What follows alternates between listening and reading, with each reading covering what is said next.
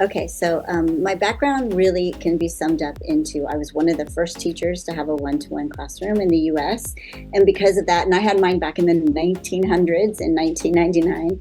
So because I've had it for so long or been using technology in learning for over 25 years, I can wrap my head around things a lot quicker than most people. What's going to work, what's not going to work, putting the research behind some of the changes I'm making. So that is the background that makes me unique. So I think one of the main moments is early back when I got that one-to-one classroom, listening to the conversations my students would have with each other. So like as an example, I remember this vividly. We were learning about the American Revolution and they all had computers. So one of the kids is like, let me go find out what the British say about the American Revolution. And he brought back some things that were posted about their narrative and their things that they were saying. And we started to unpack it at that point for like bias on each of our sides and narratives on each of our sides. And it was like at that moment, I said, wow, this is really different, because when I was a kid, I learned about the American Revolution and I never knew anything the British thought about it. And so it was like a very big light bulb moment for me. And I remember it as if it were yesterday. So I love a podcast called the AI Daily Brief. It's like 20 minutes of AI information. And I think the gentleman who does it is very, very professional and he gives good information. There's another one that's super popular. And I hear people talking about it all the time, but the guy sits there in the podcast and always says, and like, come on, dude. And I'm like, I can't listen to it. So the AI Daily Brief is where I get my podcasts information. Awesome.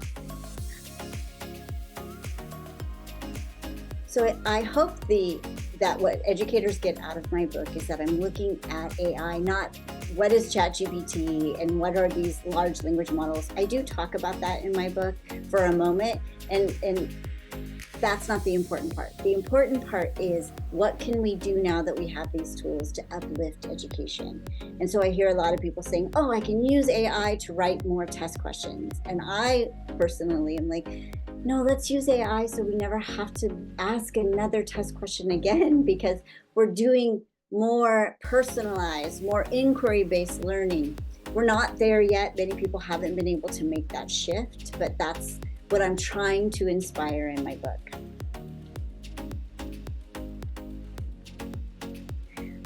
My book tries to look at how do we get at deeper thinking.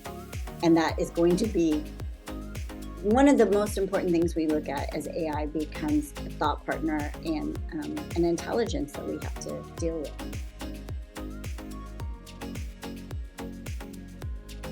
Hopefully they'll be inspired to not be afraid of AI.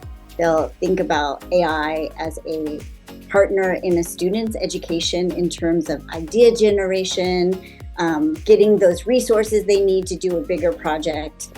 And I hope that they'll get some ideas of best practices that have proven in the last 2 years to really work. I love school AI. And I love school AI because I can put it inside of a book in Book Creator. I can have a kid have a little place where they can go get help. Then they can do their creativity inside of Book Creator. And so I love the thought partnership that school AI allows for. Other tools that I've worked with give answers.